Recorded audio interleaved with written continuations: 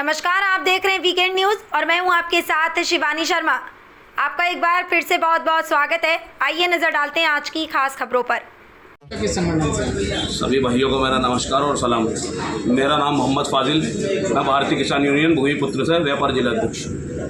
जी, व्यापार जिलाध्यक्ष की भूमिका किस आपको भारतीय किसान यूनियन भूमिपुत्र में जिलाध्यक्ष व्यापार का प्रकोष्ठ का बनाया गया है, तो इससे अपने पद की गरिमा को किस तरीके से संभालोगे, किस तरीके से कार्य करोगे? देखो, ऐसा है, मुझे व्यापार जिलाध्यक्ष बनाया गया है। मैं व्यापारों की समस्याओं को लेकर उनका समाधान करूंगा और ज़्यादा से ज़्यादा अपने व्यापार भाइयों को जोड़ूंगा। उनकी ताकत बनेंगे और वो हमारी ताकत बनेंगे। आगे की रणनीति क्या रही है? आगे की ऐसा है, हमारे गांव-गांव में घूमने की परिक्रमा चालू है। सबको पद बांटेंगे और अपने संगठन को मजबूत करेंगे। लोगों को जोड़ने के लिए क्या रणनीति रही है? रणनीति साहब यही है, हमें सिर्फ और सिर्फ किसानों का मुद्दे उठाने हैं, गरीब और बेचारों को इंसाफ दिलाना है। तो ये संगठन हमारा पुराना भी पहले ही इस बातों से मजबूत था और आज भी इस बातों से मजबूत है। आज दिन देखने को मिला किसान बहुत परेशान है। किसानों की आवाज़ को बुलंद करने के लिए क्या कदम उठाएगी बोलते हैं? देखो, इस टाइम हमारे राष्ट्रीय अध्यक्ष की सभा हुई है। बहुत जल्द हम इस मैटर में आंदोलन भी करेंगे ITO ऑफिस पर। किसान बहुत परेशान है और उसके ऊपर सारी सुविधाएं होंगी। पत्रकार महोदय, पहले तो मैं आपको नमस्कार करना चाहता हूँ और भारतीय किसान यूनियन भूमिपुत्र से मैं जिला अध्यक्ष हुआ। जलाल मेरा नाम है। देखिए, भारतीय किसान यूनियन भूमिपुत्र आपने अपनी जल्दी में ज्वाइन करी है और जिलाध्यक्ष युवा की आपको प्रधान सौंपा गया है। इस पद को किस तरीके से संभालोगे और किसानों के लिए क्या कार्य करेंगे? किसानों के लिए देखो, किसानों की लड़ाई हम पहले से लड़ते चले आए हैं और आगे भी हम किसानों की लड़ाई लड़ेंगे। और हमारा जो संगठन है ये समाज सेवी संगठन है। हम किसानों की लड़ाई लड़ रहे हैं और मजदूरों की लड़ाई लड़ते हैं, गरीबों की लड़ाई लड़ते हैं और आगे भी किसानों के लिए खड़े हुए हैं और अब भी किसानों के लिए ही काम कर रहे हैं। देखा गया है कि किसान आज की डेट में बहुत परेशान है। गेहूं की फसल से लेकर किसी भी फसल को लेकर किसान बहुत परेशान है। अभी गवर्नमेंट ने जो रेट निकाला है अपना जो भी है, और उसमें घोषणा ये करी है गवर्नमेंट ने कि जो भी किसान का गेहूं होगा वो सिर्फ सरकारी घाटे पे ही जाएगा। अब एक बात बताइए, जब छोटा किसान है और फसल मरने के कारण मर चुका है पूरी तरीके से, अब वो थोड़े पैसे बनाना अगर चाहता है, प्राइवेट में अगर अपने गेहूं को बेचना चाह रहा है, तो सरकार को क्या आपत्ति है इसमें? छोटा किसान अगर अपने गेहूं को प्राइवेट बेच देगा तो उसमें गवर्नमेंट का क्या नुकसान जा रहा है? उसके अच्छे थोड़े दाम मिल जाएंगे तो 4 पैसे का उसे फ़ायदा हो जाएगा। लेकिन गवर्नमेंट पता नहीं क्या चाह रही है, क्यों किसान को दबाने पे लगी हुई है और किसान बहुत इस टाइम परेशान है और बेहाल हुआ पड़ा है। किसानों की परेशानी के लिए भारतीय किसान यूनियन भूमिपुत्र क्या करेंगे? भारतीय किसान यूनियन भूमिपुत्र का अगला कदम जो होगा, किसानों के लिए ज्ञापन देने जा रहे हैं हम SSP महोदय को और जिलाधिकारी जी को ज्ञापन देंगे। बहुत जल्दी हमारे राष्ट्रीय अध्यक्ष जी के आदेश अनुसार एक हम ज्ञापन देंगे। हमारे चैनल के द्वारा किसानों के लिए कैसे लेकर चाहिए? आपके चैनल के माध्यम से मैं यही किसानों से ये कहना चाहता हूँ कि एकजुट होकर सभी हमारे साथ चलें और जिलाधिकारी जी को हम ज्ञापन देंगे और अपनी मांग रखेंगे, अपनी मांगें पूरी कराएंगे। किस पद पे, किस संगठन से? मैं जितेंद्र तोमर, जिला उपाध्यक्ष भूमिपुत्र से हूँ।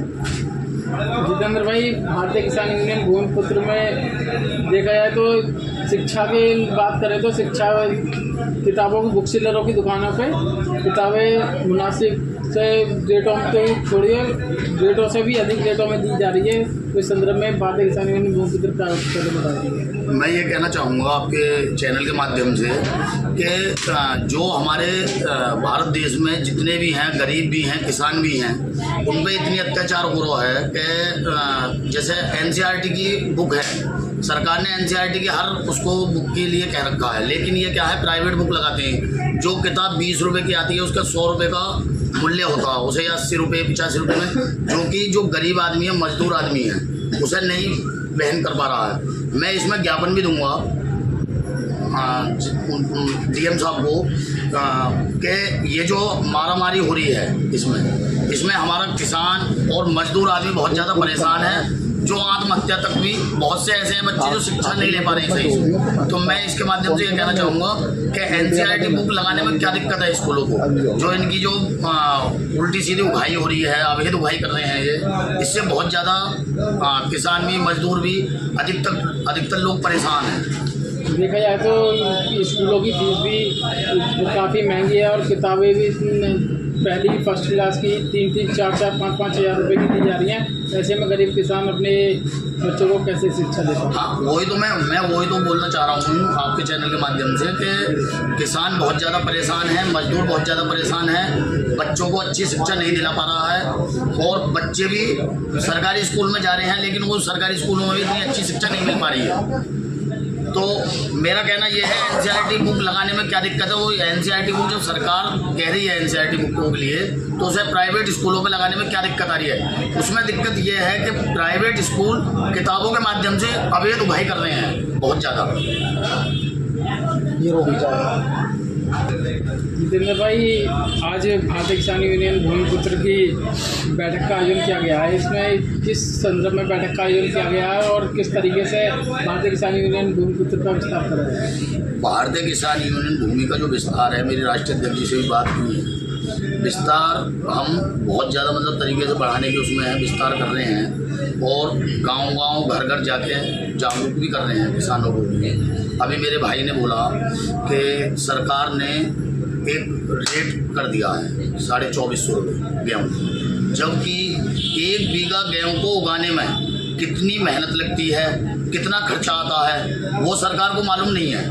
अगर मान लो अदरवाइज उससे 150 रुपया या 100-200 रुपये महंगा अगर गेहूँ बिकता है, तो उससे सरकार को कहाँ दिक्कत आ रही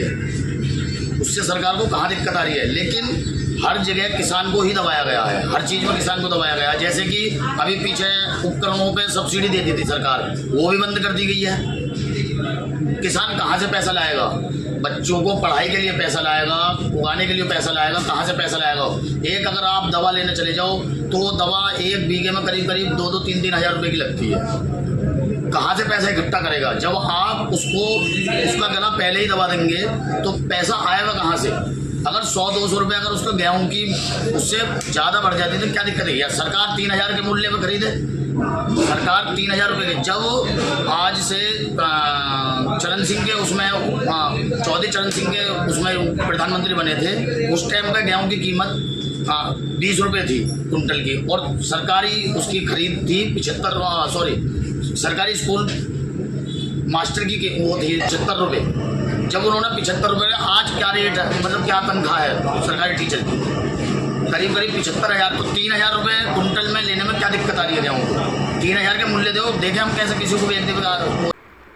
फिलहाल के लिए इस खबर में बस इतना ही। देश और दुनिया की तमाम बड़ी खबरों से अपडेट रहने के लिए देखते रहिए वीकेंड न्यूज़। और हाँ, हमारी वीडियो को लाइक, शेयर और चैनल को सब्सक्राइब करना ना भूलें। नमस्कार।